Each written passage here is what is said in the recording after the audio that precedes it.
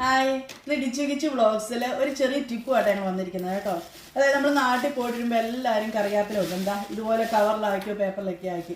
പക്ഷെ അത് നമ്മൾ അതേപടി ഫ്രിഡ്ജ് വെച്ചിരുന്ന ഒരാഴ്ച അല്ലെങ്കിൽ രണ്ടാഴ്ചയോ കൂടാതെ നമുക്ക് യൂസ് ചെയ്യാൻ പറ്റില്ല. അപ്പോൾ അങ്ങനെ കേടാകാതിരിക്കാനായിട്ട് ഇതുപോലെ പ്ലാസ്റ്റിക് പാത്രത്തിലോ കുപ്പിപ്പാത്രത്തിലോ ഉണങ്ങിയ പാത്രമായിരിക്കണം കേട്ടോ. ഇലയിലും വെള്ളമായി ഒന്നും കാണില്ല. അതിങ്ങനെ ഓരോന്നത്തേലും ഇല മാത്രമായിട്ട് മാറ്റിയെടുത്ത് ഇങ്ങനെ പാത്രത്തിൽ വെച്ച് ഫ്രിഡ്ജിൽ വെച്ച് നമുക്ക് 1-2 മാസം വരെ ഉപയോഗിക്കാൻ പറ്റും. പിന്നെ നിങ്ങൾക്ക് തോന്നുക പാത്രത്തിൽ വെള്ളമയം ഉണ്ടെന്ന് തോന്നിയാൽ നന്നായിട്ട് ഉണങ്ങിയതായിരിക്കണം. അതുപോലെ ഇലയിൽ നിങ്ങൾക്ക് വെള്ളം ഉണ്ടെന്ന് തോന്നിയാൽ ഇത് വെക്കുന്നതിൻ്റെ അടിയിലായിട്ട് ചെറിയ ടിഷ്യൂ വെക്കുക. അതുപോലെ വെച്ച് കഴിഞ്ഞാൽ ഇതിൻ്റെ മുകളിലും ടിഷ്യൂ വെക്കുക. അപ്പോൾ ആ ഇലയിൽ ആ തണുപ്പ് ഈർപ്പം ഉണ്ടെങ്കിൽ വലിച്ചെടുത്തോളൂ. ഓക്കെ, അപ്പം ഈ ടിപ്പ് എല്ലാവർക്കും ഉപകാരപ്രദമാവുമെന്ന് വിശ്വസിക്കുന്നു. ബൈ.